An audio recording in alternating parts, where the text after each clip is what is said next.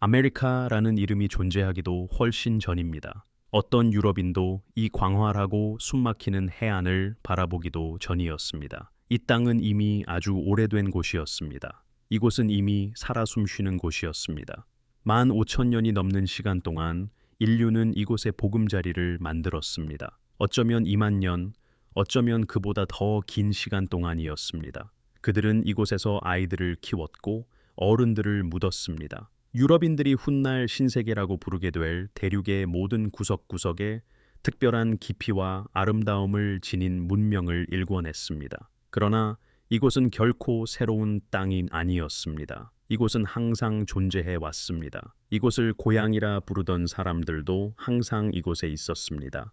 이 이야기는 최소한 15,000년의 역사를 아우릅니다. 이곳은 600만 평방 마일에 달하는 광활한 지형을 가로지릅니다. 북극의 얼어붙은 툰드라에서 남서부의 뜨거운 사막까지 말입니다.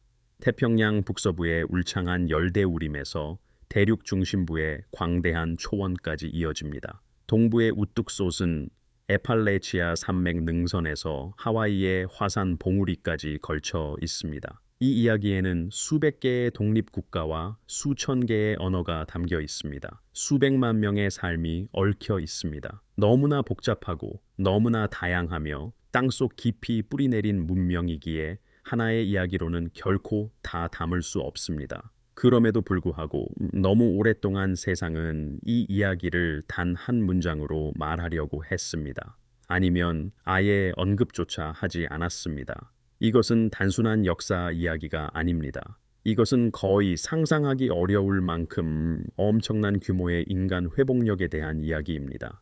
이것은 더 미약한 문명들을 지구상에서 지워버렸을 재앙에서 살아남은 사람들의 이야기입니다. 이것은 현대 과학자들이 이제야 비로소 이해하기 시작한 정교한 지식 체계에 대한 이야기입니다. 이것은 현대 민주주의의 토대를 조용히 형성했던 매우 발전된 정치 철학에 대한 이야기입니다. 여러 면에서 이것은 오늘날 우리가 살고 있는 세상이 어떻게 그리고 누구에 의해 건설되었는지에 대한 이야기입니다. 만약 여러분이 이미 이 이야기를 알고 있다고 생각한다면 제가 약속합니다. 오늘 밤 함께하는 이 여정의 끝에 다다를 때쯤이면 깨닫게 될 것입니다. 여러분이 알았던 것은 무한한 책의 첫 페이지에 불과했다는 것을 말입니다. 이런 종류의 이야기가 여러분의 마음을 움직인다면 이 채널을 구독해 주십시오. 역사는 마땅히 받아야 할 깊이와 존경심으로 이야기되어야 합니다. 우리는 매일 새로운 이야기, 새로운 서사시를 선사합니다.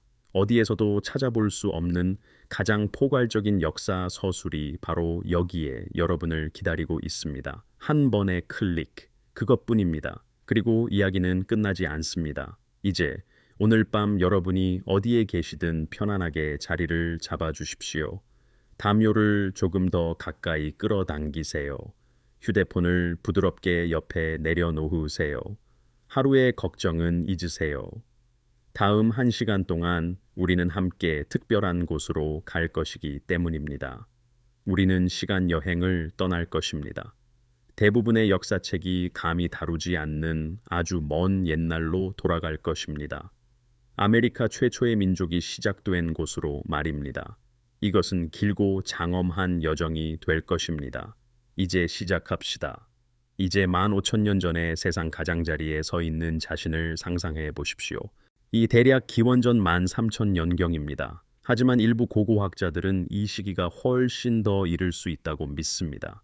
어쩌면 현재보다 2만 년 또는 2만 5천 년 전일 수도 있습니다. 눈앞에 펼쳐진 풍경은 지금까지 본 어떤 것과도 다릅니다. 바다는 오늘날보다 훨씬 낮습니다. 지구의 북위도에 걸쳐 있는 거대한 빙하 속에 엄청난 양의 물이 갇혀 있기 때문입니다. 오늘날 알라스카와 시베리아 사이에 베링하해가 차갑고 깊게 흐르는 곳에는 육지가 있습니다. 지질학자들은 이를 베링 육교라고 부릅니다. 이 육교는 거의 1,000마일에 달하는 폭의 지형으로 풀과 관목으로 덮여 있었습니다. 테얼메메오드, 거대한 땅늘보, 그리고 현대 당나귀 크기의 말들이 배회하던 곳이었습니다. 여러분은 시베리아에 서 있습니다. 아마도 여러분은 사냥꾼일 것입니다. 여러분과 40명에서 50명쯤 되는 작은 무리는 몇 주, 어쩌면 몇 달 동안 큰 동물 무리를 따라왔습니다. 여러분은 스스로를 개척자라고 생각하지 않습니다. 여러분이 수천만 명의 조상이 될 것이라는 사실도 알지 못합니다. 여러분은 그저 먹을 것을 따라갈 뿐입니다. 그리고 먹을 것이 여러분을 동쪽으로 이끌었습니다. 풀과 바위와 얼음으로 뒤덮인 이 넓고 바람 부는 평원을 가로질러 그 어떤 인간도 발을 들여놓은 적 없는 땅으로 말입니다. 여러분은 한 걸음 더 내딛습니다. 그리고 또 한 걸음 내딛습니다. 그리고 그 길고 느리고 무의식적인 걸음 어딘가에서 여러분은 최초의 아메리카인이 됩니다. 이것은 대부분의 고고학자와 유전학자가 대체로 동의하는 이야기입니다. 비록 세부 사항은 치열하게 논쟁 중이고 새로운 발견들이 거의 매년 우리의 이해를 재편하고 있지만 말입니다. 베링 육교 이론은 북동아시아에서 아메리카 원주민의 조상이 이동했다고 주장합니다. 이는 때때로 베링기아 박 모델이라고도 불립니다. 이 이론은 마지막 빙하기 동안 노출된 육교를 통해 아메리카 대륙으로 건너왔다고 제시합니다. 21세기에 수행된 유전학 연구는 의심의 여지 없이 확인했습니다. 아메리카의 원주민들이 시베리아 및 동아시아 인구와 유전적 조상을 공유한다는 사실을 말입니다. 그러나 이주 시기, 이주 횟수, 그리고 이동 경로는 계속 수정되고 있습니다.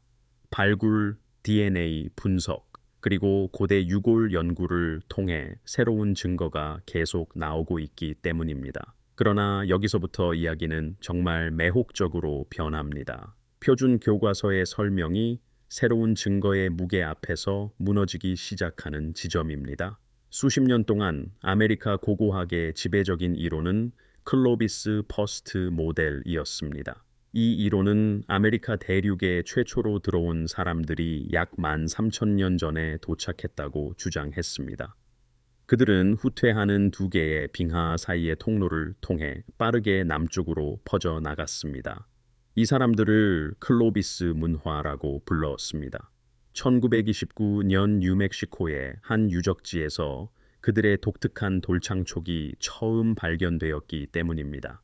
20세기 대부분 동안 클로비스 퍼스트 이론은 거의 정설로 취급되었습니다. 그러나 고고학자들은 들어맞지 않는 것들을 발견하기 시작했습니다. 칠레 남부 몬테베르데라는 유적지에서 고고학자 톰 딜레이는 인간 정착지의 흔적을 발견했습니다. 이 정착지는 약 14,500년 전으로 확실히 연대가 측정되었습니다. 이는 클로비스 후에랑이 통행 가능하기 훨씬 전의 일입니다. 또한 남아메리카 초해남단에 위치하며 초의 이주자들이 대륙에 들어왔다고 추정되는 곳에서 수천 마일 떨어진 곳입니다. 사우스 캐롤라이나 토퍼 유적지에서 발견된 섞이는 일부 연구자들에 의해 5만 년 전으로 연대가 측정되었습니다. 비록 이 주장은 여전히 매우 논란이 많지만 말입니다. 텍사스, 오리건, 플로리다, 브라질의 유적지들에서 클로비스 시기보다 오래된 인류의 존재의 증거가 꾸준히 축적되고 있습니다.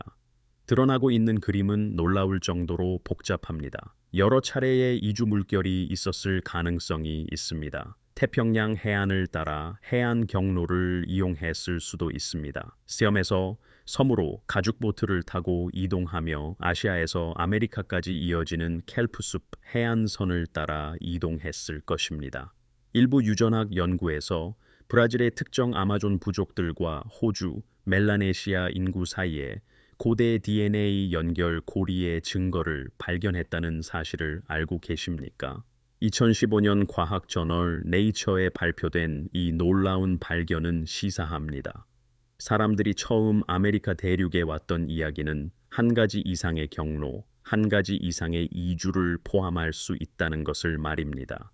심지어 우리가 아직 완전히 이해하기 시작하지도 못한 해양 횡단까지 포함할 수 있습니다.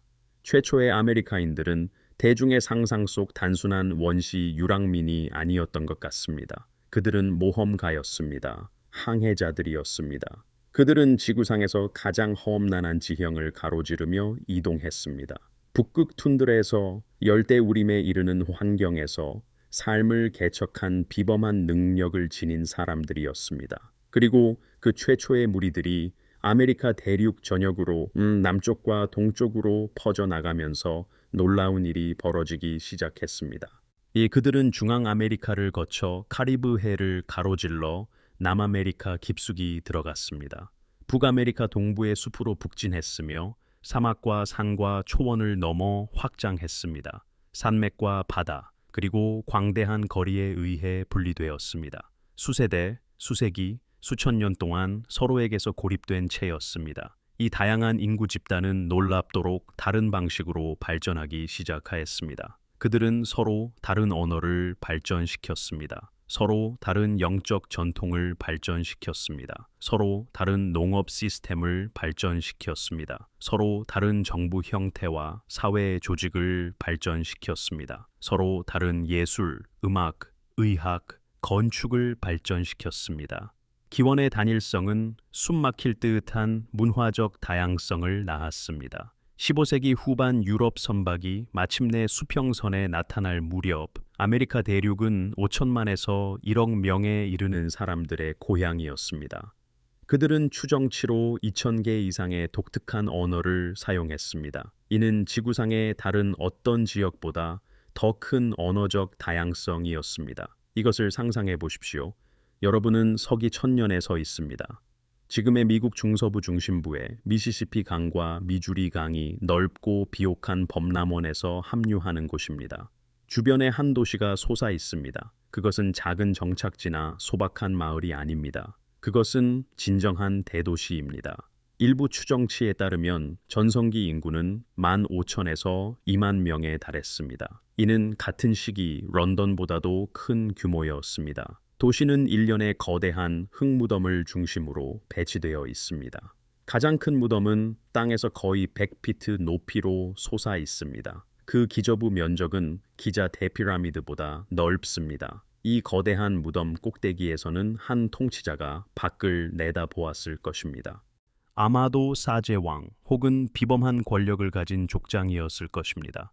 그는 신중하게 계획된 광장, 목조, 사원, 시장을 보았을 것입니다. 이웃 지역과 지평선까지 펼쳐진 농경지 또한 보였을 것입니다. 이곳은 카호키아라고 불립니다. 이곳은 세계 역사상 가장 중요하면서도 가장 덜 알려진 도시 중 하나입니다. 카호키아는 미시시피 문화의 중심지였습니다. 이 정교한 문명은 대략 서기 800년에서 1600년 사이에 오늘날의 미국 남동부와 중서부 대부분 지역에 퍼져 있었습니다. 미시시피인들은 뛰어난 농부였습니다. 그들은 옥수수, 콩, 호박을 재배했습니다. 그들은 이를 세자매라고 불렀습니다. 이 동반 작물 재배 시스템은 매우 효율적이었습니다. 단일 작물 재배보다 훨씬 뛰어난 수확량을 생산했습니다. 현대 농업 과학자들도 이를 확인하고 점점 더 감탄하고 있습니다. 그들은 숙련된 장인이었습니다. 그들의 구리 장신구, 조개 껍데기 조각, 도자기 그릇은 여전히 보는 사람의 발걸음을 멈추게 할 만큼 예술적인 정교함을 보여줍니다. 그들은 내륙의 강 계곡 전역에 거대한 규모의 단지형 무덤을 건설했습니다. 그들의 교역망은 멕시코만에서 오데호까지, 대서양 연안에서 태평원까지 사람들을 연결했습니다. 그러나 카호키아만이 콜레엄버스 이전 북아메리카의 유일한 위대한 도시 중심지는 아니었습니다. 수백 마일 남서쪽, 지금의 뉴멕시코와 콜로라도의 고지대 사막에는 또 다른 문명이 있었습니다. 그들만의 거대한 건축물을 짓고 있었습니다. 우리는 현재 이들을 선조 푸에블로인이라고 부릅니다. 비록 많은 현재 푸에블로인들이 아나사지라는 옛 이름보다 이 용어를 선호하지만 말입니다. 그들은 돌과 어도비 벽돌로 된 다층 아파트 단지를 건설했습니다. 이 규모는 19세기 첫 현대식 아파트 건물이 지어질 때까지 북아메리카 어디에서도 능가할 수 없었습니다. 뉴멕시코 차코 캐니언의 거대한 복합 단지는 주로 서기 850년에서 1150년 사이에 지어졌습니다. 이 단지는 최대 5층 높이의 건물들과 수백 개의 방을 포함했습니다. 천문학적 정밀도로 지어져 동지와 춘추분을 표시했습니다. 사막을 가로질러 수백 마일 뻗어나가는 화살처럼 곧은 도로망으로 연결되어 있었습니다. 차코는 광대한 지역의 주요 의례 및 교역 중심지였을 것이 거의 확실합니다. 정치적 수도만큼이나 영적인 수도였습니다. 그 영향력은 수세기 동안 미국 남서부 전역에 걸쳐 느껴졌습니다. 이것이 전부가 아니었습니다. 콜로라도의 메사 베르유대에는 선조 푸에블로인들이 가장 유명하고 인상적인 건축물을 지었습니다. 이것은 가파른 협곡 벽면에 직접 새겨진 절벽 거주지였습니다. 손으로 조각한 발과 손잡이를 통해서만 접근할 수 있었습니다. 이 중 가장 큰 클리프 팰리스에는 150개가 넘는 방이 있었습니다. 23개의 의례용 방은 키바라고 불렸습니다. 이 모든 것은 협곡 벽면의 자연적인 동굴 안에 자리했습니다. 그곳은 계곡 바닥에서 수백 피트 위에 있었습니다. 그 높은 곳에 건축하는 데 필요한 공학 기술을 상상해 보십시오. 사암 블록과 목자의 볼을 그 절벽 위로 운반하는 것을 상상해 보십시오. 광활하고 고대적인 사막 풍경을 매일 아침 내다보며 절벽 위 공동체에서 아이들을 키우는 것을 상상해 보십시오. 이들은 원시적인 사람들이 아니었습니다. 이들은 숙련된 건축가이자 정교한 사상가였으며 깊은 영적 공동체를 이루고 있었습니다. 한편 중앙아메리카와 멕시코에서는 일반 대중에게 더 잘 알려진 문명들이 있었습니다. 이 문명들은 놀라운 수준의 복잡성과 업적을 달성했습니다. 마야 문명은 서기 250년에서 900년 사이에 절정에 달했습니다.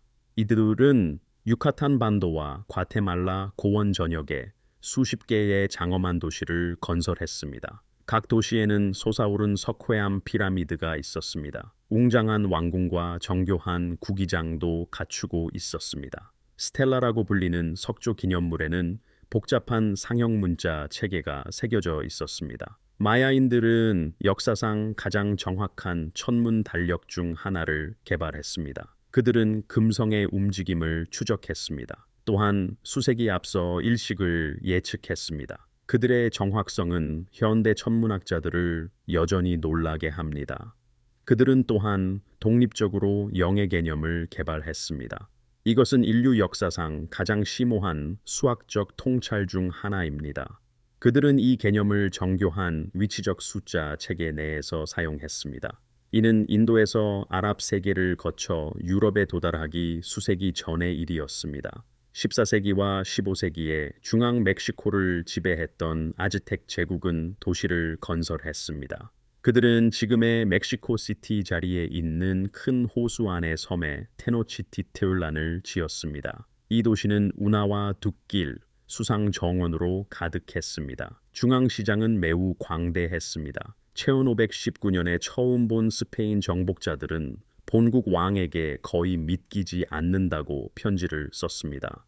에르난 코르테스 자신은 테노치티틀란 시장이 스페인의 어떤 시장보다도 크다고 기록했습니다. 그것은 그가 유럽에서 본 어떤 것보다도 더 잘 조직되어 있었습니다. 아즈텍 제국은 절정기에 약 500만 명의 인구를 통제했습니다. 이는 정교한 조공, 동맹, 그리고 군사력 시스템을 통해 관리되었습니다.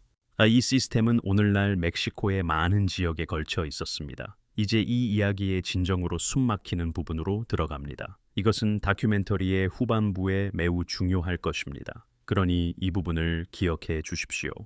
크리스토페어 콜럼버스가 1492년에 카리브해에 처음 발을 디뎠을 때입니다. 서반구는 발견되기를 기다리는 황무지가 아니었습니다. 그곳은 9천만 명 정도의 사람들이 살고 있는 완전히 거주된 세계였습니다. 이는 당시 유럽 전체 인구와 거의 같았습니다. 그곳에는 도시와 제국, 무역망이 있었습니다. 대학, 문학작품, 정교한 농업도 존재했습니다. 매우 복잡한 정치체계도 갖추고 있었습니다. 그것은 모든 의미에서 문명이었습니다. 그리고 그 후 수년과 수세기 동안 일어난 일은 인류 역사상 가장 중대하고 고통스러운 이야기 중 하나입니다. 이제 서기 1400년의 자신을 상상해 보십시오.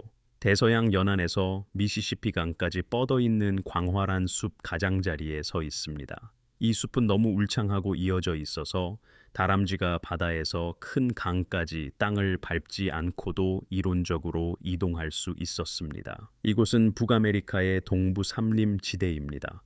수십 개의 부족이 살고 있었습니다. 각 부족은 고유한 언어와 통치 체제를 가지고 있었습니다. 그들은 각자의 영적 전통과 세상을 이해하는 방식을 지녔습니다. 이곳의 우뚝 솟은 참나무와 단풍나무 사이에서 정교한 정치 실험이 조용히 진행되고 있었습니다. 자작나무와 밤나무, 강과 호수, 습지대도 마찬가지였습니다. 인류 역사상 가장 정교한 정치 실험 중 일부가 이곳에서 진행되었습니다. 동부 삼림지대의 사람 중에서 전 세계 정치사에 가장 큰 장기적 영향을 미친 것은 하우데노사우니 연맹이었습니다.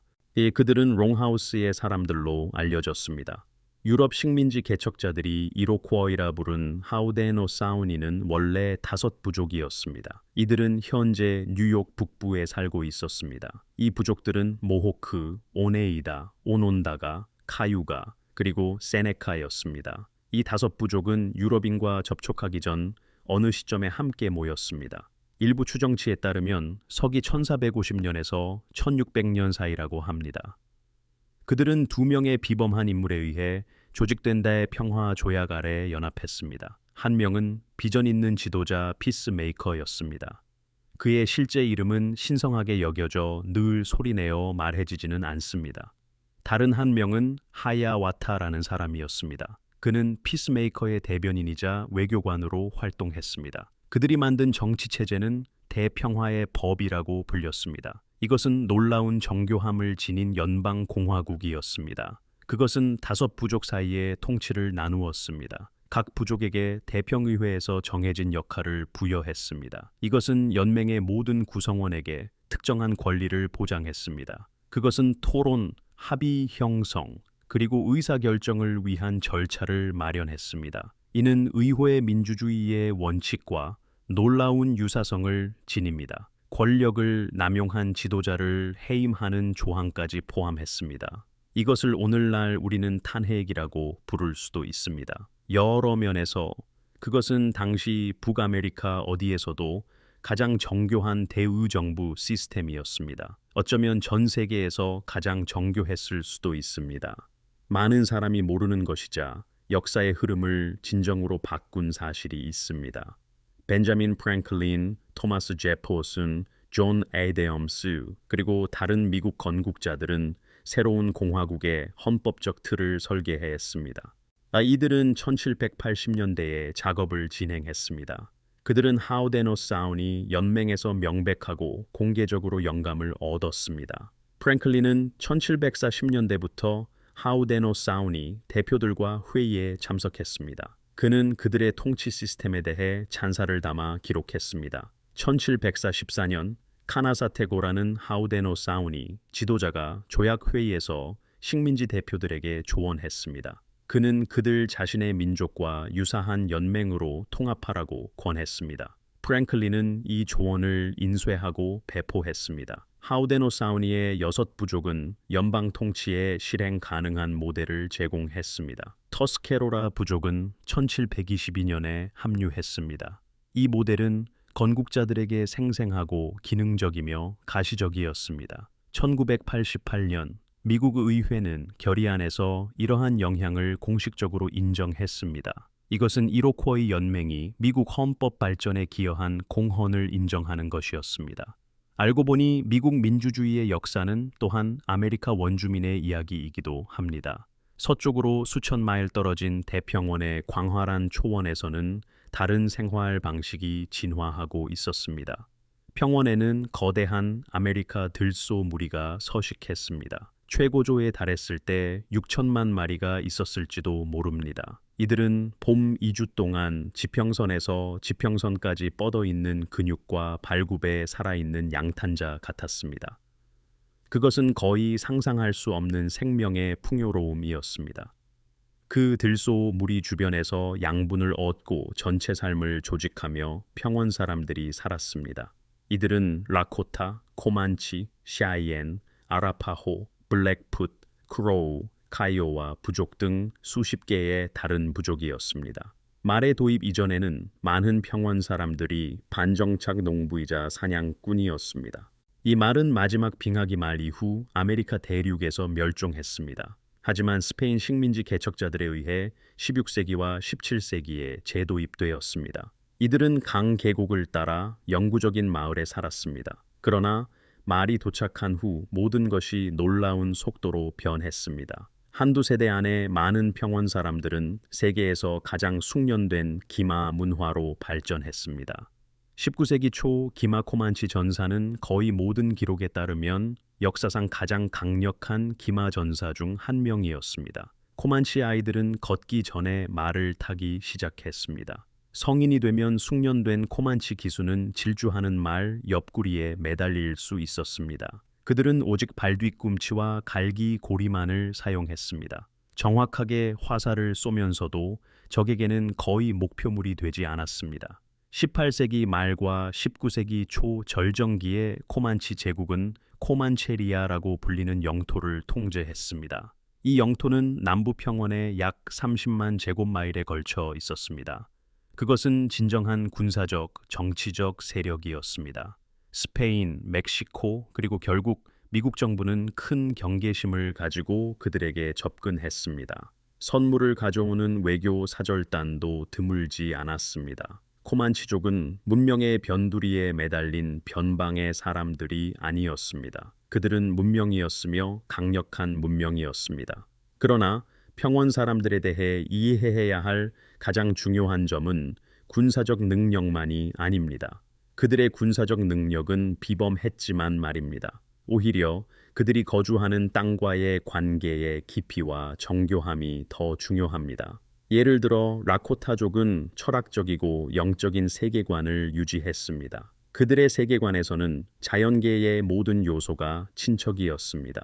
들소, 독수리, 천둥, 풀, 이 강 등 모든 존재는 존경과 감사를 받을 가치가 있었습니다. 미타쿠의 오야신이라는 개념은 모든 것이 연결되어 있다는 근본적인 이해를 표현했습니다. 이는 종종 나의 모든 관계 또는 우리는 모두 연결되어 있다로 번역됩니다. 현대 생태학은 시스템 과학의 관점을 통해 이제야 그들 자신의 언어로 이것을 근접하게 설명하기 시작했습니다. 들소 사냥은 단순히 자원 추출 행위가 아니었습니다. 그것은 기도와 감사의 의식으로 이루어졌습니다. 또한 무리가 계속 번성할 수 있도록 고안된 관행이 동반되었습니다. 가장 깊은 의미에서 그것은 지속 가능한 것이었습니다. 이제 서쪽으로 시선을 돌려보겠습니다. 동부 삼림지대와 평원과는 너무나 다른 풍경이 펼쳐집니다. 마치 다른 세상과 같다고 할 수 있습니다. 미국 남서부 지역은 극단적인 장소입니다. 현재 애리조나, 뉴멕시코, 유타, 콜로라도의 고지대 사막과 협곡 지대입니다. 타오르는 여름 더위와 혹독한 겨울 추위가 공존합니다. 비는 거의 오지 않지만 갑작스럽고 맹렬한 홍수가 발생합니다. 희박한 식물들이 있습니다. 그럼에도 불구하고 그것을 읽을 줄 아는 사람들에게는 놀라운 풍요를 안겨줍니다. 음식, 약, 그리고 재료의 풍요로움입니다. 수천 년 동안 이곳에 살았던 사람들에게 이곳은 가혹하고 황량한 환경이 아니었습니다. 그것은 고향이었고 그 리듬을 이해하는 사람들에게는 가능성으로 가득했습니다. 나바호 네이션은 그들 언어로 사람들을 의미하는 디네족입니다. 그들은 오늘날 미국에서 육지 면적 기준으로 가장 큰 아메리카 원주민 부족입니다. 콜로라도 고원의 1700만 에이커가 넘는 보호구역을 차지합니다. 이 면적은 미국 50가의 주 중 10개 주보다 더 넓습니다. 이 나바호족은 역사적으로 비교적 최근인 서기 1400년경 캐나다에서 남서부로 이주했습니다. 이후 수세기 동안 그들은 놀라운 풍요의 문화를 발전시켰습니다. 그것은 그들이 만난 푸에블로, 부족의 영향과 북쪽에서 가져온 전통이 혼합된 것이었습니다. 그들의 직조 전통은 아메리카 대륙에서 가장 독특하고 유명한 예술 형태 중 하나가 되었습니다. 스페인인들이 들여온 양에서 얻은 양모로 숨막히는 기하학적 복잡성과 아름다움의 담요와 깔개를 생산했습니다. 그들의 모래 그림은 의뢰에서 만들어지고 완성되면 파괴되었습니다.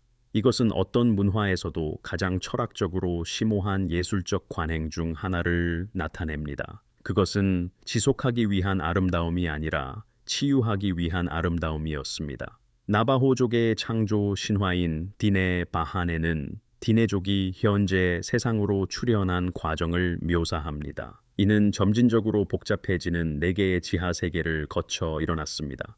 성스러운 존재들의 인도를 받아 그들은 지구와 균형을 이루며 사는 법을 배웠습니다.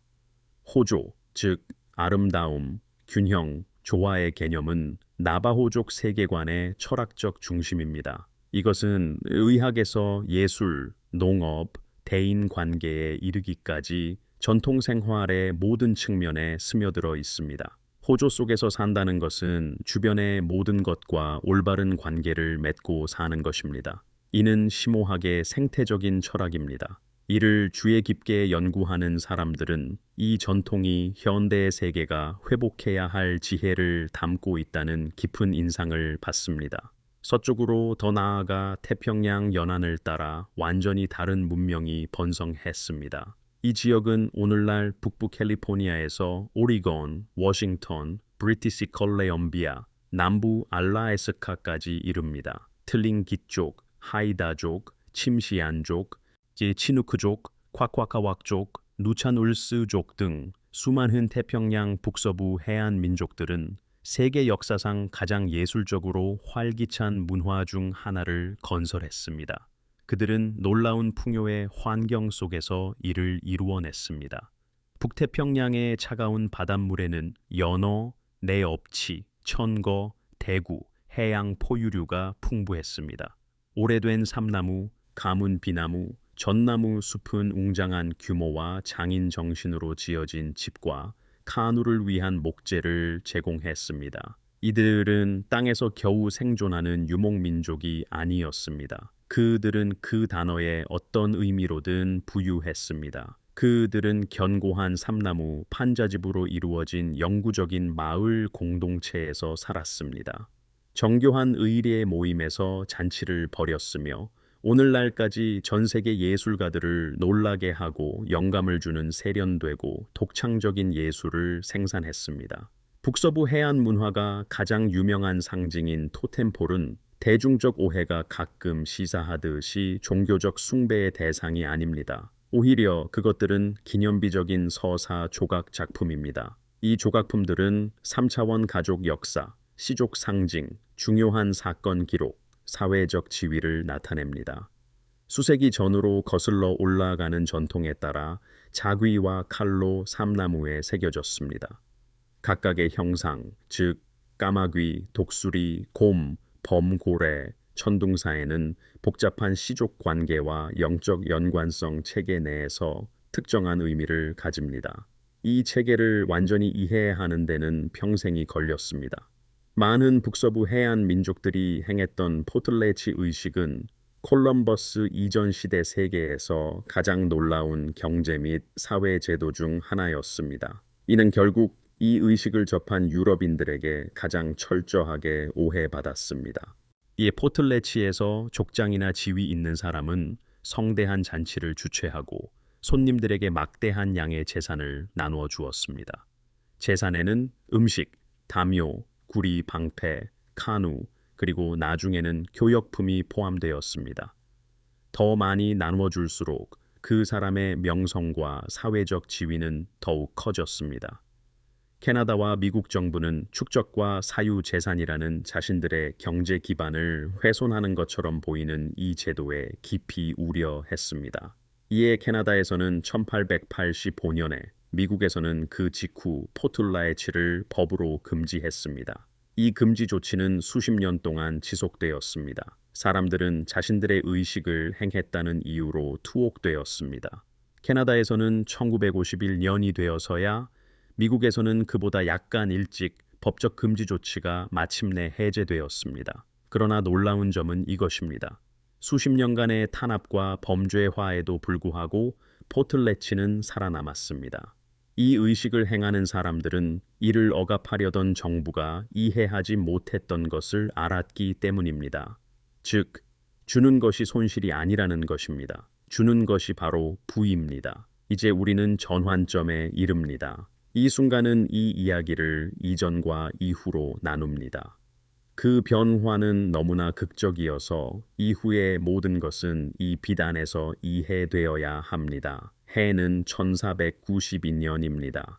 스페인 왕실 소속의 제노바 출신 선원 크리스토포로 콜롬보, 즉 크리스토퍼 콜럼버스는 세 척의 작은 배를 몰고 대서양을 가로질러 서쪽으로 향하고 있었습니다. 그는 아시아 향신료 섬으로 가는 지름길을 찾았다고 확신했습니다. 그러나 그는 찾지 못했습니다. 그가 찾은 것은 훨씬 더 중대한 것이었습니다. 1492년 10월 12일 콜럼버스의 배들은 카리브해의 한 섬에 상륙합니다.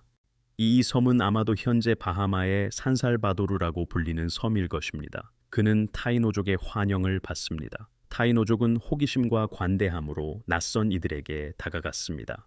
콜럼버스는 자신의 일지에 그들의 아름다움, 온순함, 그리고 관대함에 대해 썼습니다. 그리고 곧바로 그들이 훌륭한 하인이 될 것이라고 기록했습니다. 그는 자신의 발견을 증명하기 위해 그들 중 몇 명을 스페인으로 데려가기 위해 포로로 잡았습니다. 향후 5세기를 규정할 거래가 시작된 것입니다. 콜럼버스의 첫 항해 이후 한 세대 만에 타이노족은 민족으로서 사실상 멸종했습니다. 히스파니올라 섬에만 25만 명에서 수백만 명에 이르렀던 인구였습니다. 그들은 주로 직접적인 폭력에 의해 전멸된 것이 아닙니다. 물론 폭력도 한 역할을 했습니다. 그들은 압도적으로 질병에 의해 파괴되었습니다. 아메리카 원주민들은 유럽, 아시아, 아프리카의 질병 환경으로부터 15,000년 이상 격리되어 있었습니다. 그들은 천연두, 홍역, 말진 티푸스, 인플루엔자, 콜레라 또는 유럽 탐험가와 식민지 개척자들이 가져온 수십 가지 다른 전염병에 대한 면역력을 가지고 있지 않았습니다. 이러한 질병들이 이전에 노출된 적 없는 인구를 강타했을 때 점진적으로 퍼지지 않았습니다. 그것들은 마른 풀밭에 번지는 들불처럼 퍼졌습니다. 유럽인들의 아메리카 대륙 접촉 이후 발생한 인구학적 대재앙은 사실상 어떤 기준으로 보아도 기록된 인류 역사상 가장 큰 사망 사건입니다. 1492년과 대략 1600년 사이에 아메리카 대륙의 원주민 인구는 50에서 90% 감소한 것으로 추정됩니다. 이 사실을 잠시 생각해 보십시오. 50에서 90%가 한 세기 만에 줄었습니다. 일부 학자들은 사망자 수가 5,600만 명에 육박했을 것으로 추정합니다. 이는 당시 지구 전체 인구의 약 10%에 해당합니다. 역사가 데이비드 스탠레어드는 이 주제에 대한 그의 기념비적인 저서에서 아메리카 원주민들에게 일어난 일이 세계 역사상 가장 큰 집단 학살 행위에 해당한다고 주장했습니다. 이 주장은 여전히 논쟁 중이지만 엄청난 증거들에 의해 뒷받침되고 있습니다. 이제 여러분이 꼭 들어야 할 이야기의 한 부분에 도달했습니다. 이것은 주류 역사 서술에서 거의 완전히 제외되었기 때문입니다. 1492년 이후 아메리카 대륙의 인구 감소는 너무나 철저하고 재앙적이었으며 특정 지역에서는 거의 완전하게 이루어졌습니다. 그 결과 실제로 지구 전체의 기후가 바뀌었습니다. 유럽 질병이 아메리카 대륙을 휩쓸어 수천만 명의 사람들을 죽였을 때 그 수백만 명이 유지했던 농경지와 관리된 숲은 갑자기 황야로 되돌아갔습니다. 나무와 식물은 이전에 경작되던 광대한 지역에 걸쳐 빠르게 다시 자랐습니다. 이러한 대규모 식생 재성장은 대기에서 막대한 양의 이산화탄소를 흡수했습니다. 연구자들은 이제 이 재조림 현상을 측정 가능한 전 지구적 냉각과 연결 지었습니다. 이는 역사가들이 소빙학이라고 부르는 시기에 기여했습니다. 소빙학기는 16세기와 17세기에 유럽과 아시아에서 흉작, 기근, 사회적 혼란을 야기했습니다. 즉, 아메리카 원주민의 죽음은 지구 전체를 식혔습니다. 그것은 그린란드와 남극의 얼음 코어에 흔적을 남길 정도로 거대한 재앙이었습니다. 이 이야기가 지금까지 즐거웠다면 잠시 시간을 내어 이 비디오에 좋아요를 누르고 채널을 구독해 주십시오. 왜냐하면 이런 이야기는 들려야 마땅하며 여러분의 지원이 계속해서 이야기를 전할 수 있게 해주기 때문입니다. 아래에 댓글을 남기고 학교에서 배우지 못했던 이 역사의 어떤 부분인지 말해주세요. 콜레엄버스의 첫 항해 이후 이어진 스페인의 아메리카 식민지화는 엄청난 잔혹성과 비범한 복잡성이 결합된 과정이었습니다. 멕시코에서 에르우난 코르테스와 600명의 소규모 군대는 1519년에 상륙했습니다. 그들은 강력한 아즈텍 제국을 정복할 수 있었습니다. 주로 우월한 무기 때문만은 아니었습니다. 총, 강철, 갑옷, 말도 도움이 되기는 했습니다. 1520년에 테노치티틀란을 휩쓴 치명적인 천연두 전염병과 대규모 군사 동맹의 조합을 통해서였습니다. 천연두는 쿠이틀라왁 황제를 포함하여 엄청난 수의 사람들을 죽였습니다. 이 동맹은 아즈텍 지배에 오랫동안 시달려온 수십 개의 원주민 국가들과 맺어졌습니다. 그들은 스페인 신참자들을 해방의 잠재적 도구로 보았습니다. 틀락스칼라족, 토토나크족 등 많은 민족이 코르테스와 연합하여 아즈텍에 맞섰습니다. 이런 의미에서 스페인의 정복은 아즈텍 제국주의에 대한 원주민 혁명이자 유럽의 침략이었습니다. 아즈텍을 무너뜨리는 데 도움을 준 원주민 동맹국들은 결국 자신들이 훨씬 더 완전하고 파괴적인 지배 형태로 교환했음을 알게 되었습니다. 북아메리카에서는 식민지화 과정이 더 느리고 다양했습니다. 영국인, 프랑스인, 네덜란드인, 그리고 나중에는 미국인들이 복잡한 일련의 갈등, 동맹, 조약, 배신, 그리고 인구 이동에 연루되었습니다. 이는 3세기에 걸쳐 수십 개의 국가를 황폐화시켰습니다. 1607년 제임스타운에 세워진 버지니아 식민지는 초창기에 절망적으로 고군분투했습니다. 부분적으로 포화탄 연맹이 제공한 음식 덕분에 생존할 수 있었습니다. 1620년 플리머스에 상륙한 필그림들도 완파노아그족 덕분에 굶주림에서 벗어났습니다. 그들은 완파노아그족 손님들과 함께 첫 번째 추수감사절 잔치에서 생존을 축하했습니다. 이 잔치는 이제 국경일이지만 그 잔치가 무엇을 의미했고 그 이후에 무엇이 일어났는지에 대한 완파노아그족의 관점은 식사 자리에서 거의 이야기되지 않습니다. 이제 1675년 영국 식민지 개척자들이 뉴잉글랜드라고 부르는 곳에 자신을 상상해 보십시오. 문화적 분열의 한쪽에는 매사추세츠, 로드아일랜드, 코네티컷의 영국 정착촌들이 보입니다. 현재 52,000명으로 추정되는 이들은 땅을 사들이고 점유하며 풍경을 끊임없이 잠식하고 있습니다. 숲을 베어내고 밭을 갈며 해마다 원주민 영토의 경계를 밀어붙이고 있습니다. 다른 한쪽에서는 완파노아 그족과 그들의 동맹국들이 이러한 확장을 점점 더 큰 우려로 지켜보고 있습니다. 그들은 사냥터가 줄어들고 자치권이 침식되고 젊은이들이 기독교로 개종하여 전통적인 방식에서 멀어지는 것을 보고 있습니다. 또한 50년간 불안한 평화를 유지했던 섬세한 외교 관계의 거미줄이 모든 가장자리에서 헤어지기 시작하는 것을 보고 있습니다. 이 모든 것의 한가운데 한 남자가 서 있습니다. 그는 위대한 족장 마사소이트의 아들 메타콤입니다. 마사소이트는 1620년에 필그림들을 환영했습니다. 메타콤은 영국인들에게 필립 왕으로 알려져 있었습니다. 메타콤은 정교한 정치 지도자였습니다. 그는 점점 더 불가능해지는 상황을 헤쳐나가기 위해 수년을 보냈습니다. 이는 그의 민족의 독립을 유지하는 동시에 그 독립에 반대하는 세력이 끊임없이 강력해지는 상황이었습니다. 1675년이 되자 상황은 파국에 달했습니다. 그해 6월에 전쟁이 발발했습니다. 영국인들은 이 충돌을 필립 왕 전쟁이라고 불렀습니다. 이 전쟁은 인구 대비로 볼 때 전체 미국 역사상 가장 피비린내 나는 전쟁이 되었습니다.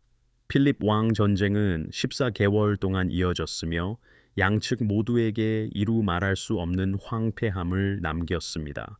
뉴잉글랜드의 90개의 식민지 마을 중 52곳이 공격받았고 12곳은 완전히 파괴되었습니다.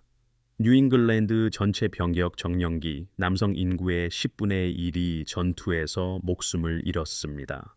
완파노아그족과 그들의 나라간세트족 및 님머크족 동맹에게는 더욱 치명적인 손실이었습니다. 수천 명이 전투에서 목숨을 잃었습니다. 또 다른 수천 명은 겨울에 굶주림과 질병으로 사망했습니다. 결국 메타콤 자신은 자신의 부족원 중 한 명에게 배신당했습니다. 그는 1676년 8월에 살해되었습니다. 그의 시신은 잉글랜드인들에 의해 끔찍한 복수 행위로 사지가 찢겼습니다. 그의 머리는 25년 동안 플리머스에 있는 기둥에 매달려 전시되었습니다. 그의 아내와 어린 아들은 카리브해로 팔려 노예가 되었습니다. 아메리카에서 가장 초기의 잉글랜드 정착지를 지탱하는데 도움을 주었던 완파노아그 연합은 산산조각 났습니다. 그러나 원주민의 저항은 메타코메의 죽음으로 끝나지 않았습니다. 대륙 전체와 수세기에 걸쳐 원주민들은 계속해서 싸웠습니다. 때로는 무기를 들고 싸웠고 때로는 외교를 통해 저항했습니다. 문화 보존이나 법을 통해서도 싸웠습니다. 그들은 자신들의 땅에서 자신들의 방식으로 존재할 권리를 위해 항상 끈질기게 투쟁했습니다. 남동부에서는 크리크족, 또 체로키족, 촉토족, 치카소족, 그리고 세미놀족이 있었습니다. 미국 정치 문화는 그들을 문명화된 다섯 부족이라고 경멸적으로 불렀습니다. 이 부족들은 1776년 이후 등장한 미합 중국에 적응하고 협상하기 위해 특별한 노력을 기울였습니다. 특히 체로키족은 성문 헌법, 양원제 의회, 그리고 대법원을 설립했습니다. 이중 언어 학교와 신문도 만들었습니다. 또한 농업과 무역 중심의 번성하는 경제를 이루었습니다. 어떤 객관적인 척도로 보아도 그들은 미국 당국이 원주민들에게 요구했던 모든 것을 정확히 이루었습니다. 즉, 미국적 정의에 따라 문명화되었습니다. 그러나 이 모든 것은 중요하지 않았습니다. 1830년 앤드루 잭슨 대통령은 인디언 이주법에 서명했습니다. 이 법은 조지아, 엘라베마, 미시시피, 테네시, 그리고 플로리다에 있던 다섯 부족을 강제로 이주시킬 권한을 부여했습니다. 그들은 미시시피 강 서쪽의 영토로 쫓겨났습니다. 체로키족은 법정에서 이주에 맞서 싸웠습니다. 그들은 워체스터 대 조지아 사건에서 미국 대법원의 획기적인 판결을 얻어냈습니다. 존 마셜 대법원장은 연방정부가 체로키족의 의지에 반하여 그들을 이주시킬 권한이 없다고 판결했습니다. 조지아주의 법률 역시 체로키 영토에서 효력이 없다고 결정했습니다. 앤드루 잭슨은 그 판결에 대해 무시하는 듯한 경멸적인 반응을 보였다고 전해집니다. 이 반응은 이후 미국 역사에 계속해서 울려 퍼졌습니다. 그는 존 마셜이 결정을 내렸으니 이제 그가 집행하게 하라고 말했다고 전해집니다. 이주는 계속 진행되었습니다. 1838년과 1839년 사이에 대략 17,000명의 체로키족이 총을 겨눈 채 고향에서 오클라호마까지 행진했습니다. 이들은 한겨울에 이동해야 했습니다. 이 경로는 체로키 언어로 눈나다울 추니, 즉 그들이 울었던 길로 알려지게 되었습니다. 도중에 사망한 사람들의 수는 4,000명에서 8,000명에 이르는 것으로 추정됩니다. 이는 체로키 부족 전체 인구의 대략 4분의 1에서 절반에 해당하는 수치였습니다. 남북전쟁 이후 미국의 서부 확장이 진행되면서 위대한 평원에서도 저항이 계속되었습니다. 1868년 워시타 전투에서 조지 암스트롱 커스우더 장군 휘하에 미국 기병대는 잠자고 있던 샤이엔족 마을을 공격했습니다. 그들은 평화주장 블랙캐틀을 살해했습니다.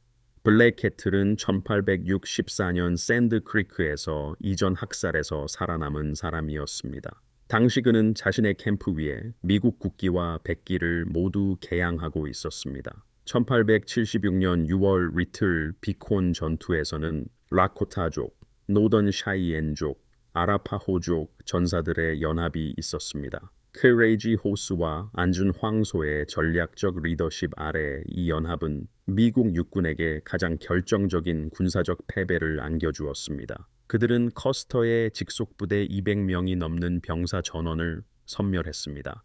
그러나 리틀 비콘 전투는 이미 패배한 전쟁 속에서 마지막으로 저항한 승리였습니다.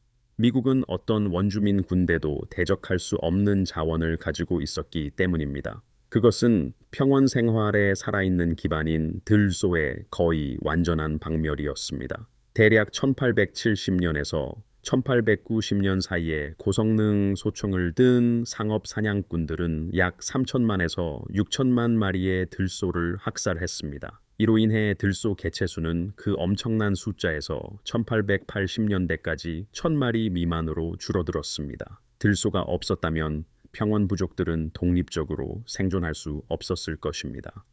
이러한 굶주림은 의도적이었고 전략적이었으며 조직적이었습니다. 이제 우리는 이 이야기의 가장 어두운 장에 다다릅니다. 저는 이 이야기를 그 중요성만큼 진지하게 전하고자 합니다. 이 이야기는 잘 알려져 있지 않습니다. 하지만 이것을 이해하는 것은 오늘날의 아메리카 원주민을 이해하는 데 필수적입니다.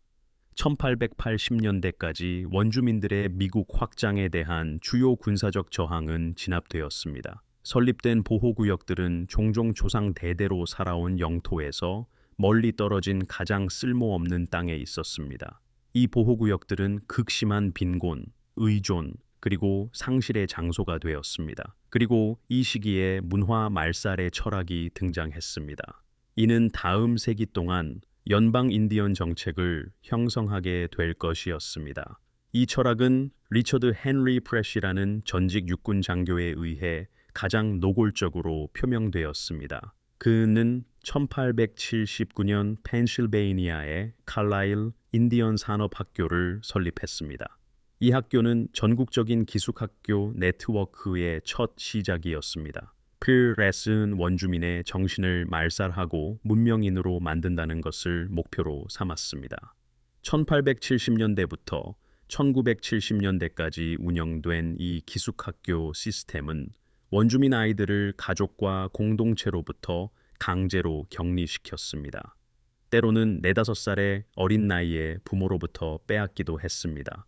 아이들은 집에서 수백 혹은 수천 마일 떨어진 정부나 교회 운영시설에 배치되었습니다. 그곳에서는 자신들의 언어를 말하는 것이 금지되었습니다. 영적인 전통을 따르거나 전통 의상을 입는 것도 허용되지 않았습니다. 가족과 연락하는 것 또한 금지되었습니다.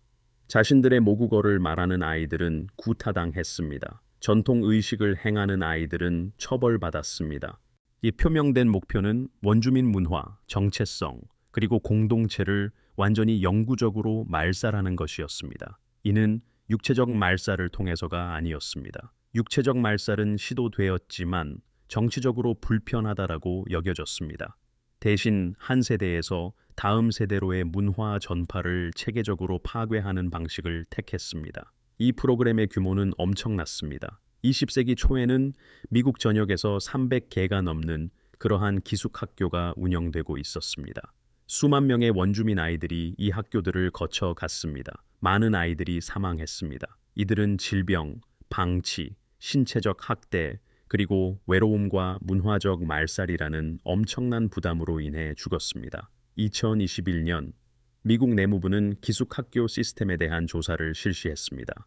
그 결과 과거 기숙학교 부지에서 50개가 넘는 매장지를 발견했습니다. 그곳에는 수백 명의 아이들이 묻혀 있었습니다. 종종 가족에게 통보조차 하지 않은 채 묻히기도 했습니다. 많은 아이들이 표식 없는 무덤에 잠들었습니다. 캐나다에서도 이와 유사한 시스템이 비슷한 조사 결과를 낳았습니다. 과거 기숙학교 부지에서 수백 개의 표식 없는 무덤이 발견되었습니다. 이는 아직 진행 중인 국가적 성찰의 물결을 일으켰습니다. 그러나 기숙학교 시스템의 설계자들이 아무리 노력해도 죽일 수 없는 것이 있었습니다. 아무리 많은 세대를 단절시키려 해도 죽일 수 없었습니다. 문화와 기억, 언어에 대해 아무리 많은 폭력을 행사해도 마찬가지였습니다. 그들은 정신을 죽일 수 없었습니다. 기숙학교의 생존자들은 그들이 할 수 있는 것을 간직했습니다. 그것은 언어의 파편과 의식의 기억이었습니다.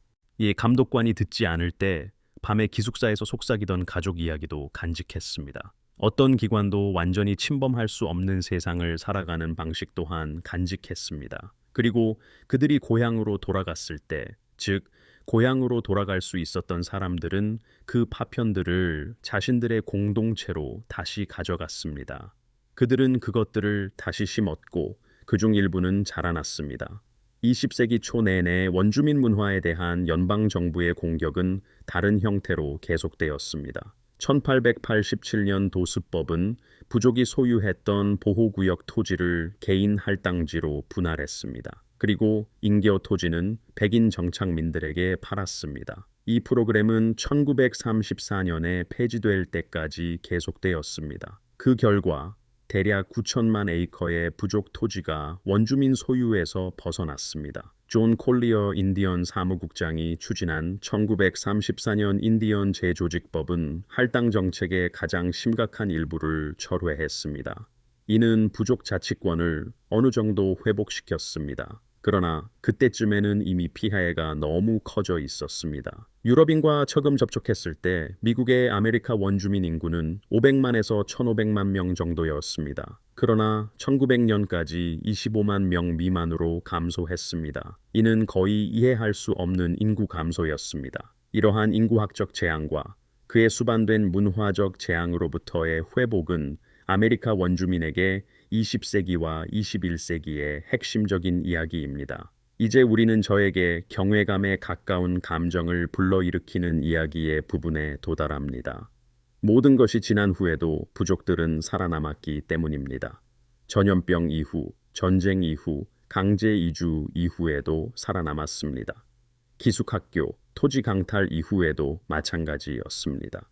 이 한 세기 동안의 원주민 문화와 정체성에 대한 체계적인 공격 후에도 그들은 살아남았습니다. 그들은 살아남았고 맞서 싸웠습니다. 그리고 맞서 싸우면서 그들은 특별한 무언가를 재건하기 시작했습니다. 1968년 미니애폴리스에서 클라이드 벨케오트, 데니스 뱅크스 등이 미국 인디언 운동을 설립했습니다. 이 운동은 도시 위기의 순간에 탄생했습니다. 1950년대와 60년대의 연방 프로그램에 따라 미국 도시로 재배치된 원주민들은 경찰 폭력, 빈곤, 그리고 차별에 불균형적으로 직면했습니다. 그들에게는 자신을 방어할 조직이 없었습니다. 미국 인디언 운동은 미니애폴리스에서 원주민들과 경찰의 상호작용을 감시하는 순찰대로 시작했습니다. 그러나 몇 년 안에 조약 권리, 주권, 그리고 문화적 존중을 요구하는 전국적인 운동이 되었습니다. 1969년 미국 인디언 운동 활동가들은 샌프란시스코만의 엘커트레즈 섬 점거에 참여했습니다. 이 19개월간의 시위 점거는 원주민들의 고충에 전 세계의 관심을 끌었습니다. 이는 역사학자들이 레드 파워 운동이라고 부르는 것의 시작을 알렸습니다. 1972년 수백 명의 원주민 운동가들은 파기도엔 조약들의 길 행진에 참여했습니다. 그들은 서부 해안에서 워싱턴까지 행진했습니다. 또한 인디언 사무국 건물을 점거했습니다. 그리고 연방 인디언 정책의 재구성을 위한 20개 항의 제안서를 제출했습니다. 1973년 운디드 니에 대한 70일 일간의 점거가 있었습니다. 이곳은 1890년 학살 현장이었습니다. 당시 미국 육군 병사들은 대략 300명의 라코타족 남성, 여성, 그리고 아이들을 살해했습니다. 이 점거는 파인 리지 보호구역의 상황에 세계의 관심을 집중시켰습니다. 이 또한 수십 년간 회피되어 온 연방 인디언 정책에 대한 국가적 대화를 강제했습니다. 이것들은 거의 과장할 수 없을 만큼 용감한 행동들이었습니다. 이러한 행동에 참여한 사람들은 자신들의 몸과 자유, 그리고 때로는 목숨을 걸었습니다. 이는 미국 정부가 한 세기 동안 부인해온 권리와 인정을 옹호하기 위함이었습니다. 그들은 역사를 알면서도 그렇게 했습니다. 그들은 메타콤에게 무슨 일이 있었는지 알면서도 그렇게 했습니다. 블랙 호크, 크레이지 호스, 조지 추장에게도 마찬가지였습니다. 그들 이전에 저항했던 모든 다른 이들에게 무슨 일이 일어났는지 알면서도 그렇게 했습니다. 그들은 그럼에도 불구하고 해냈습니다. 정치적 저항과 함께 문화적 레네상스도 진행되고 있었습니다. 문학에서는 앤 스콧 모마데이와 같은 시인과 소설가들이 토착민의 목소리와 관점을 주류 미국 청중에게 처음으로 선보였습니다. 그의 소설인 새벽의 집은 1969년에 퓰리처상을 수상했습니다. 레슬리 마메온 실코, 셔먼 알렉시, 루이스 에어디우리치, 그리고 후에 미국 개관 시인이 된 조이 하르조를 포함한 수십 명의 다른 작가들이 작품을 창조했습니다. 그 작품들은 지배적인 문화의 범주와 기대를 거부했습니다. 그들은 토착민 경험의 복잡성과 지속적인 활력을 주장했습니다. 시각 예술, 음악, 영화, 그리고 연극 분야에서 토착 예술가들은 그들의 전통을 되찾았습니다. 그들은 전통을 박물관 전시품이 아닌 살아 숨쉬는 진화하는 문화적 표현으로 여겼습니다. 이 문화들은 세상이 던지는 모든 어려움 속에서도 살아남았습니다. 언어 되살리기 운동은 토착 공동체에서 가장 중요하고 시급한 프로젝트 중 하나가 되었습니다. 이 22세기 후반에는 수십 개의 토착 언어가 완전히 사라졌습니다. 더 많은 언어들이 소수의 노인들에 의해서만 사용되었습니다. 언어의 상실은 단순히 의사소통 체계의 상실을 넘어섭니다. 그것은 세상을 인지하고 묘사하는 전체적인 방식의 상실입니다. 또한 인간과 그들이 거주하는 지구 사이의 관계가 수천 년의 직접적인 경험을 통해 암호화된 전체 집합을 잇는 것입니다. 한 언어의 마지막 화자가 죽으면 도서관 하나가 불타는 것과 같습니다. 토착 공동체들은 이러한 현실을 강렬하고 분명하게 이해했습니다. 그들은 그것이 세대에서 세대로, 학교에서 학교로, 장례식에서 장례식으로 일어나는 것을 목격했기 때문입니다. 그에 대한 대응으로 몰입형 학교, 어린 아이들을 위한 언어 보유권, 녹음 프로젝트, 그리고 온라인 강좌가 생겨났습니다. 이러한 노력은 사라진 것은 한 번 사라지면 결코 다시 만들 수 없다는 지식에서 비롯된 절박함으로 추진되었습니다. 체로키족은 스스로 배운 학자 세콰야의 천재성 덕분에 19세기 초반에 자신들만의 음절 문자를 개발했습니다. 이것은 체로키 언어를 쓰는 체계였습니다. 그들은 19세기 내내 북아메리카의 어떤 인구보다도 자국어 사용에 있어 가장 높은 문해율을 유지했습니다. 오늘날 체로키 언어 되살리기 프로그램은 북아메리카에서 가장 성공적인 프로그램 중 하나입니다. 유창한 체로키어 화자의 수는 천천히 그리고 힘들게 증가하고 있습니다. 뉴질랜드의 마오리족, 태평양의 하와이 공동체, 영국의 웨일스인 등 이 모든 공동체들은 언어를 멸종 위기에서 되살릴 수 있음을 보여주었습니다. 충분한 헌신과 자원 그리고 세대 간의 노력이 있다면 가능합니다. 그 증거는 한 번에 한 단어씩, 한 번에 한 아이씩, 이 한 번에 한 세대씩 만들어지고 있습니다. 이제 이 이야기를 현재 시점으로 가져와 봅시다. 이것은 끝난 역사가 아니기 때문입니다. 이 역사는 지금 우리 주변에서 여전히 만들어지고 있습니다. 법정, 교실, 부족의회 회의실, 강변, 도시 거리, 그리고 의식 장소에서 말입니다. 알라스카에서 플로리다까지, 메인에서 하와이까지 모든 곳에서 이 역사는 이어지고 있습니다. 오늘날의 토착 아메리카는 유물이나 기억이 아닙니다. 그것은 탁월한 복잡성과 증가하는 가시성을 지닌 살아 숨쉬고 진화하는 현실입니다. 오늘날 미국에는 약 574개의 연방 공인 부족 국가가 있습니다. 이 외에도 수십 개의 주 공인 국가와 공식적인 인정은 없지만 강력한 문화적 정체성과 지속적인 존재 역사를 유지하는 많은 공동체가 있습니다. 미국의 총 토착 아메리카 인구는 약 700만 명입니다. 이는 전체 인구의 약 2%에 해당합니다. 유럽인과의 접촉 이전에는 아마도 15% 이상이었던 것에서 감소했습니다. 그러나 출생률이 증가하고 다양한 유산을 가진 더 많은 미국인들이 공개적으로 자신의 토착민 정체성을 주장하기 시작하면서 꾸준히 증가하고 있습니다. 캐나다에서는 약 180만 명이 원주민으로 자신을 밝힙니다. 이들은 퍼스트 네이션스, 메티스 또는 이누이트로 분류됩니다. 라틴 아메리카 전역에서는 수천만 명이 원주민으로 정체성을 확인하고 있습니다. 볼리비아는 어떤 나라보다도 가장 높은 비율을 가지고 있습니다. 그 나라 인구의 60% 이상이 원주민으로 자신을 밝힙니다. 부족 주권은 현대 토착 정치 생활의 많은 부분이 구축된 기반입니다. 이는 토착 국가가 자신들의 영토와 국민에 대해 고유한 정부 권한을 소유한다는 법적 원칙입니다. 그것은 연방 정부로부터 받은 선물이 아닙니다. 그것은 미국보다, 헌법보다, 아메리카 대륙에 유럽인이 존재하기 이전부터 존재했습니다. 부족 주권은 연방법과 대법원 판례에서 국가의 고유한 속성으로 인정됩니다. 이 주권은 결코 완전히 포기되지 않았으며 일방적으로 소멸될 수 없습니다. 20세기 후반과 21세기 초반에 이러한 주권의 행사는 다양한 결과를 낳았습니다.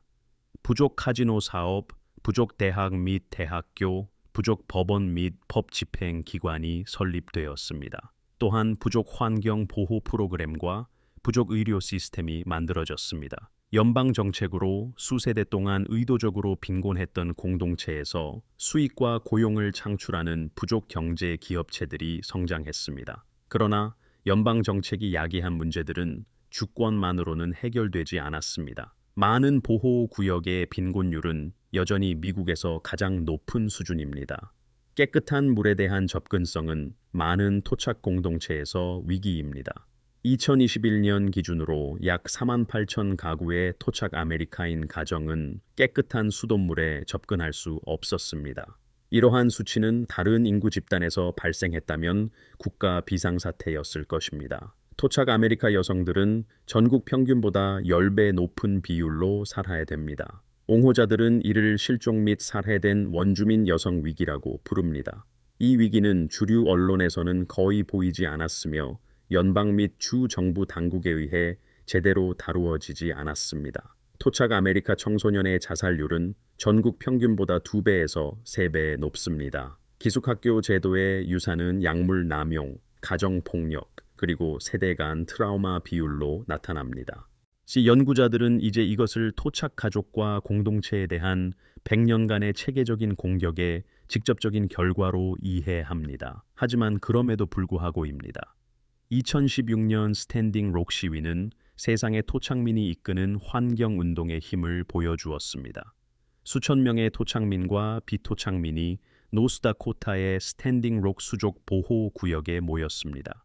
그들은 신성한 땅과 공동체의 주요 수원인 미주리 강 아래를 지나는 다코타 액세스 파이프라인 건설에 반대했습니다. 이 시위는 모든 대륙의 원주민들로부터 지지를 받았습니다. 파이프라인 논쟁은 그 이후로 법원과 정치권에서 계속되고 있습니다. 데브 할런드와 같은 토착민 여성들은 미국 거버넌스의 얼굴을 바꾸고 있습니다. 그녀는 2021년에 대통령 내각에서 미국 내무부 장관으로 봉직한 첫 번째 토착 아메리카인이 되었습니다. 이 부서는 기숙학교 시스템과 토지 분배 프로그램을 관리했던 바로 그 부서입니다. 이는 한 세대 전에는 불가능해 보였던 방식입니다. 토착민 과학자, 의사, 변호사, 예술가, 기업가, 그리고 운동선수들이 미국 생활의 모든 분야에 존재합니다.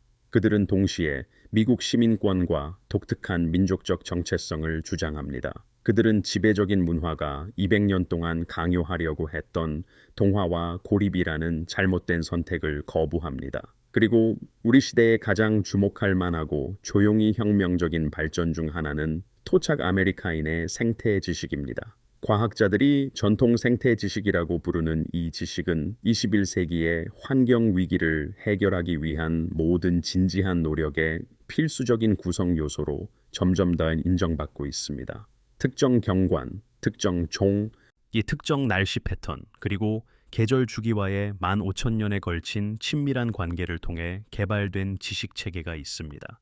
이것은 엄청난 깊이와 세부 사항을 가진 환경 정보의 보고를 나타냅니다.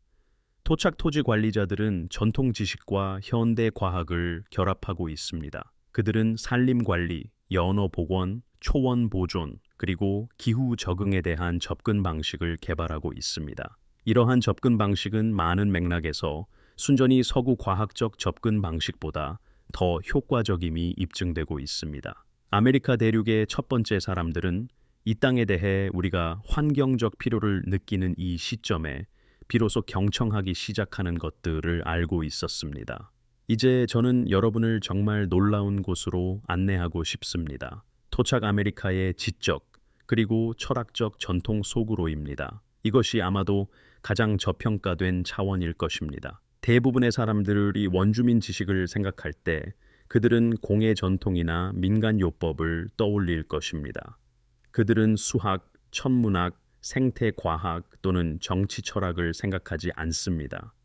그러나 토착 아메리카의 지적 전통은 이 모든 것을 포괄합니다. 어떤 경우에는 이 분야에서 가장 발전된 현대적 사고가 이제 막 접근하기 시작하는 깊이와 연관성을 가집니다. 우리가 이전에 언급했던 마야 천문학 지식은 아메리카 대륙 전반에 걸친 더 넓은 천문학적 정교함의 전통을 암시할 뿐입니다. 카호키아에서는 고고학자들이 원형으로 배열된 일련의 큰 나무 기둥을 발견했습니다. 그들은 이것을 우드유 헨지라고 불렀습니다. 그것은 천문학적 정밀도로 춘분과 하지, 추분과 동지를 표시하도록 정렬되었습니다. 이를 통해 농업 및 의식 달력이 조정되었습니다. 오늘날 캘리포니아의 추마쉬족은 암각화의 천문도를 그렸습니다. 이것은 그들이 겨울 동지를 탁월한 정확도로 예측할 수 있게 해 주었습니다. 이는 가장 중요한 의식의 시기를 가능하게 했습니다. 우리가 보았듯이 아나사지족은 그들의 건축물을 천문 현상에 맞춰 정렬했습니다. 그리고 평원 전역에서는 약의 바퀴 전통이 있습니다. 이는 살대 모양의 정렬을 가진 큰 돌 원형이며 많은 부분이 천체 현상에 맞춰져 있습니다. 이것은 하늘의 움직임과 지구상의 생명체와의 관계에 대한 깊고 대륙 전반에 걸친 몰두를 말해줍니다. 의학 분야에서 토착 아메리카 허브 전통의 암호화된 양리학적 지식은 정직하게 말해서 아메리카 대륙이 세계에 준 위대한 선물 중 하나입니다. 현대 세계에서 사용되는 모든 의약품의 약 25%는 아메리카 대륙의 원주민들이 의학적으로 유용하다고 처음으로 확인한 식물에서 유래합니다. 아스피린의 활성 성분은 버드나무 껍질에서 나옵니다. 이것은 수십 개의 토착 국가에서 통증 완화제로 사용되었습니다. 인간 역사상 가장 큰 살인자 중 하나인 말라리아에 대한 첫 번째 효과적인 치료법인 퀴닌은 키나나무 껍질에서 나옵니다. 이는 페루의 케추아 힐레어들이 처음 사용했습니다. 코카인과 국소 마취제로 사용되는 그 의학적 파생물은 코카 잎에서 유래합니다. 이 잎은 안데스 의학에서 수천 년 동안 사용되었습니다. 쿠라레는 근육 이완제로 수술에 사용되었습니다. 이 백학은 중독 시 구토를 유발하는 데 사용되었습니다. 심장의학, 암치료, 통증 관리에 사용되는 다양한 화합물도 있습니다. 이 목록은 계속 이어집니다. 수천 년의 세심한 관찰과 실험을 통해 만들어진 약전입니다. 이는 구전 전통과 의식적 관행에 보존되었습니다. 그리고 서구 과학이 마침내 진지하게 받아들이면서 더 넓은 세계에 전해졌습니다. 농업 지식 역시 놀랍습니다. 세자매 동반 식자의 시스템은 우아하고 효율적인 해결책이었습니다. 이 시스템은 옥수수, 콩, 호박을 같은 1단계 함께 심습니다. 인공 비료 없이 지속 가능한 생산성 문제를 해결했습니다. 콩은 토양의 질소를 고정하여 옥수수가 고갈시키는 영양분을 보충합니다. 넓은 호박잎은 땅을 가려 수분을 유지하고 잡초를 억제합니다. 옥수수는 콩이 타고 올라갈 줄기를 제공합니다. 새 식물은 함께 영양학적으로 완전한 식단을 생산합니다. 옥수수는 탄수화물을 제공합니다. 콩은 단백질과 리신을 공급합니다. 호박은 비타민과 미네랄을 제공합니다. 이 시스템은 토양을 황폐화시키지 않으면서 무기한 유지될 수 있습니다. 이 시스템을 신중하게 연구한 현대 농업연구원들은 이것을 농업 역사상 가장 정교한 생태 공학 사례 중 하나로 묘사했습니다. 또한 가장 심오하다고 생각하는 철학적 전통이 있습니다. 이것은 자연 세계와의 윤리적 관계를 의미합니다. 이 관계는 수많은 독특한 원주민 전통을 관통하는 연결고리와 같습니다. 수십 가지 다른 언어와 개념적 틀로 표현됩니다. 그러나 항상 같은 방향을 가리킵니다. 라코타족의 미타쿠의 오야신과 나바호족의 호조가 그 예입니다. 아니시나베족의 미노 비마티시위는 좋은 삶을 뜻합니다. 이는 물질적 풍요가 아니라 모든 창조물과의 올바른 관계로 정의됩니다. 포타와토미족 식물학자 로빈 월 키모러의 사상도 있습니다. 그녀는 저서 Breeding Sweetgrass에서 식물의 선물 경제를 설명합니다. 이 모든 전통은 다른 방식으로 근본적인 통찰력을 담고 있습니다. 이 인간은 자연의 소유자나 주인이 아니라 참여자라는 것입니다. 지구는 착취할 자원이 아니라 함께 살아가는 공동체입니다. 인간과 비인간, 자아와 세계 사이의 경계는 유동적이고 관계적입니다. 그것은 고정되거나 적대적이지 않습니다. 현재 세계는 생태학적 위기를 겪고 있습니다. 이 위기는 이 철학의 정반대 견해로 인해 발생했습니다. 자연은 인간이 사용할 원료이며 지구는 살아있는 공동체가 아닌 경제적 투입물이라는 시각입니다. 이러한 상황에서 원주민 아메리카의 철학적 전통은 단순한 흥미로운 호기심이 아닙니다. 그것들은 잠재적으로 세상에서 가장 실용적이고 중요한 지혜입니다. 수세기 동안의 공격과 억압 속에서도 이러한 전통을 보존한 사람들은 과거를 보존한 것이 아니었습니다. 그들은 미래를 보존한 것입니다. 이제 길고 웅장한 여정의 끝에 도달했습니다. 우리는 15,000년 전 시베리아의 대초원에서 시작했습니다.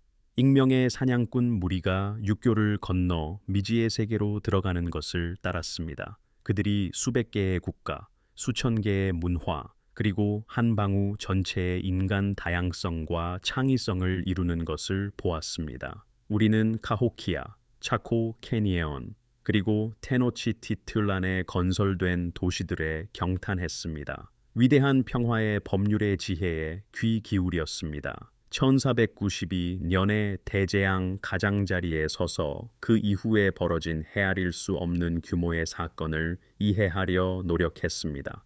우리는 겨울에 눈물의 길을 걸었습니다. 기숙학교의 철조망 문 앞에 섰습니다. 그리고 마침내 상처 입고 쇠퇴했지만 굴하지 않는 국가들이 다시 일어서는 것을 보았습니다. 그들은 15,000년간 축적된 인류의 지혜를 활용했습니다.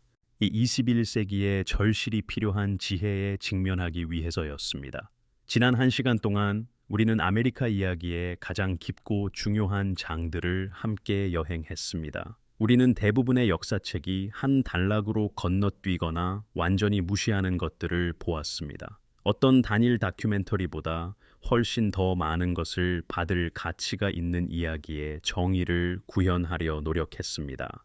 솔직하게 말씀드리고 싶습니다. 이 이야기를 전하는 것은 겸허한 경험이었습니다. 저는 이야기를 조사하고 숙고하며 복잡성과 고통, 그리고 그 빛나는 면을 기릴 올바른 단어를 찾으려 노력했습니다.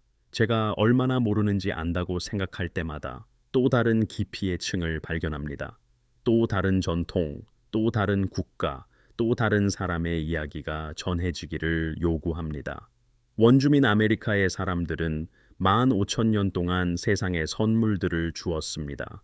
그것은 음식, 의약품, 정치 철학, 생태학적 지혜 같은 것들입니다. 또한 예술, 음악, 문학, 그리고 영적 통찰의 선물들도 포함됩니다. 그러나 세상은 폭력과 절도, 말살로 응답하는 경우가 더 많았습니다. 이 사실을 솔직하게 회피하지 않고 이해하는 것이 더 나은 미래의 시작입니다.